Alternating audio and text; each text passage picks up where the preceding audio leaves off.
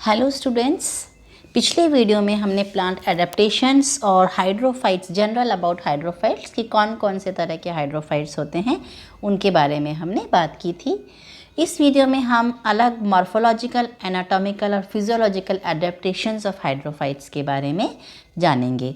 So let's start the video. Hydrophytes, morphological adaptations, anatomical adaptations and physiological adaptations. Morphological adaptations में सबसे पहले हम देखते हैं रूट्स के अंदर क्या क्या एडेप्टेशंस होते हैं।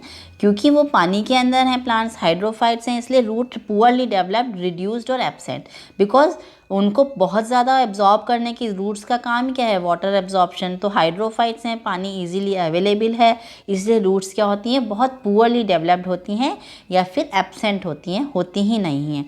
Roots are not required for absorption. Entire plant surface can absorb water and minerals. तो पूरा का पूरा जो प्लांट सरफेस है वो वाटर और मिनरल्स पानी से एब्जॉर्ब कर सकती है। रूट कैप्स एब्सेंट होती हैं। रूट पॉकेट्स और रूट शीथ में डेवलप फॉर प्रोटेक्शन। तो रूट पॉकेट्स या रूट शीथ जो हैं वो कुछ प्लांट्स के अंदर प्रेजेंट रह सकती हैं प्रोटेक्शन के लिए।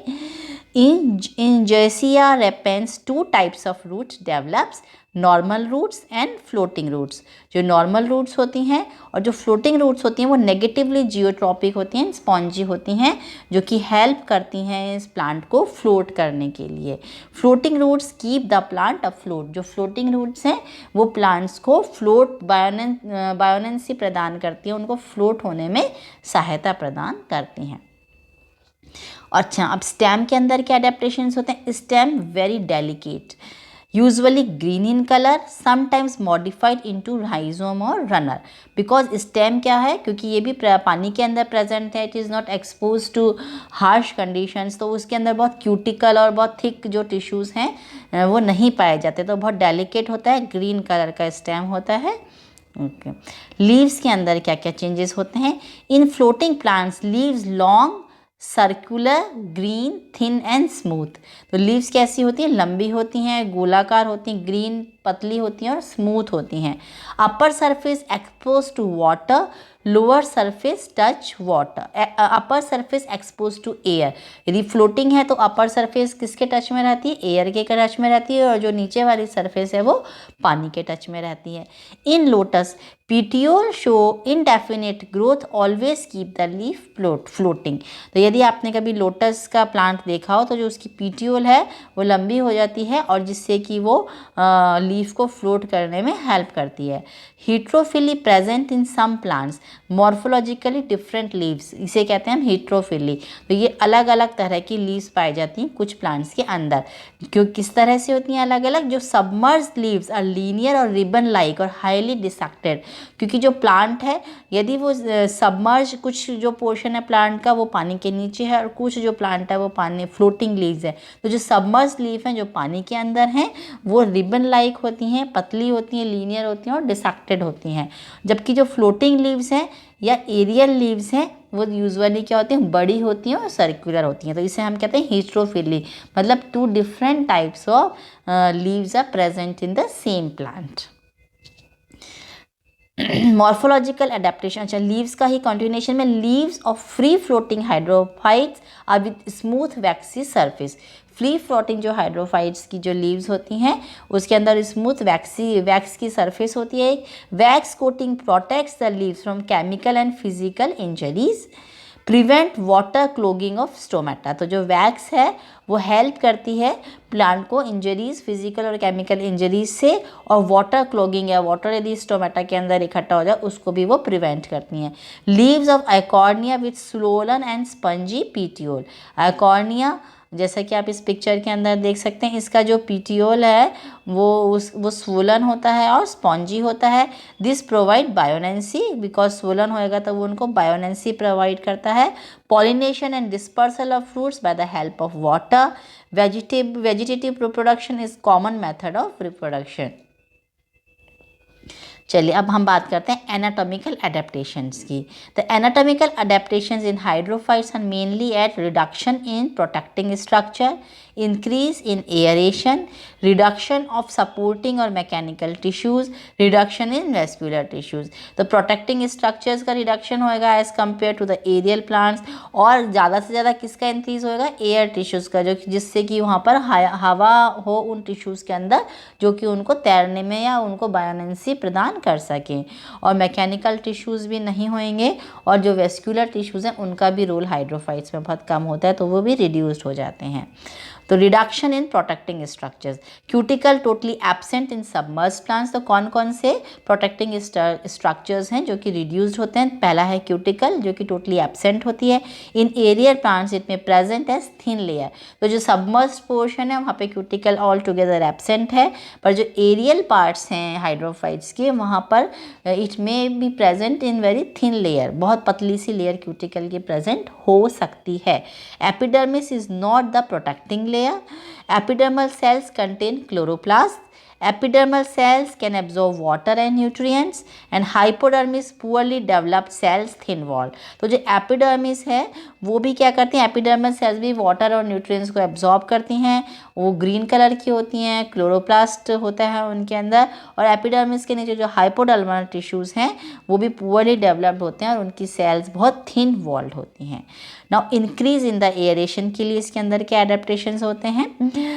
Stomata completely absent in submerged plants. जो सबमर्ज्ड प्लांट्स हैं उनमें स्टोमेटा कंप्लीटली एब्सेंट होते हैं। Sometimes vestigial stomata present. Exchange of gases takes place through the cell wall. तो स्टोमेटा तो एब्सेंट है और एक्सचेंज ऑफ गैसेस किसके थ्रू हो रहा है? सेल वॉल के थ्रू होता है।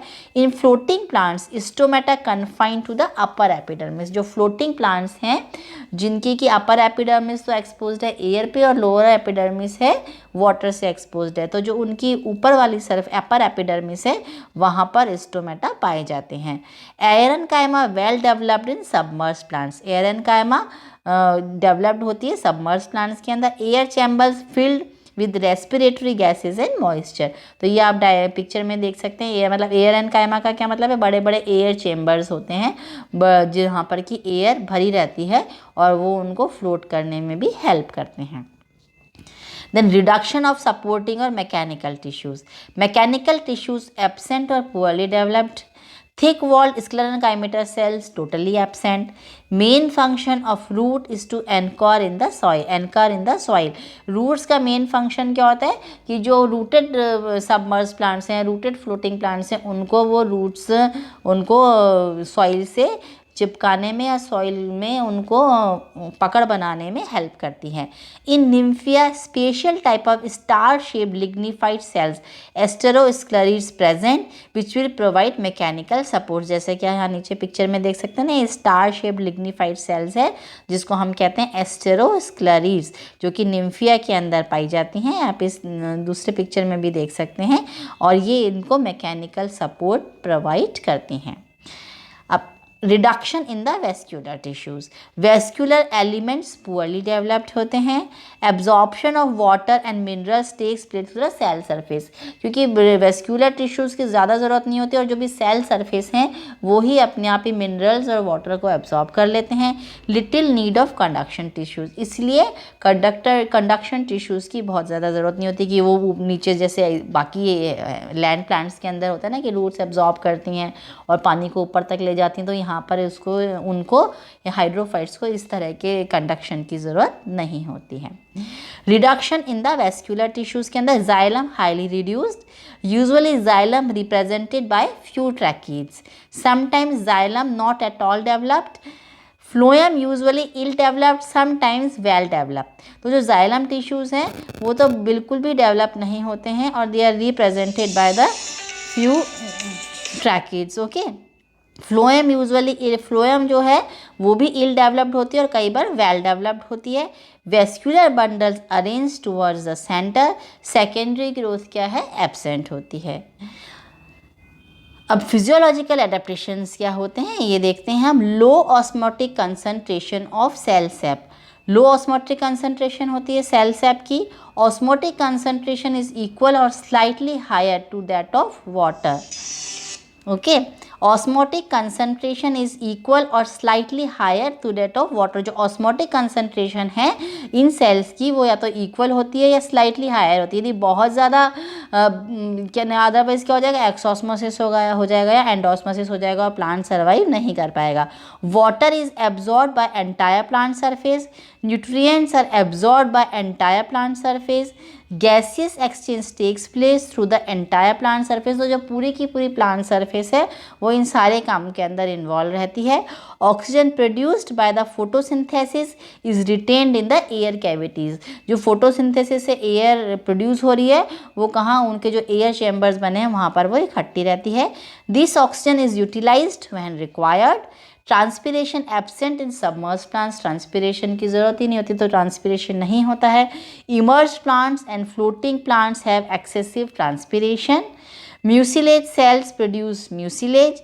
Mucilage prevent decay of plants in water. क्योंकि म्यूसिलेज क्या है, एक प्रोटेक्टिंग कवर सा बना लेते हैं जिससे कि जो प्लांट्स पानी में रहते हैं हमेशा तो उनके डिके को वो रोक लेते हैं, या वो जो म्यूसिलेज है वो हेल्प करता है प्लांट्स को उनकी डिके को रोकने के लिए। So thank you so much. तो इस तरह से ये हमने हाइड्रोफाइट्स के बारे में पढ़ा। अब नेक्स्ट वीडियो में हम ज़ीरोफाइट्स के बारे में पढ़ेंगे। ओके।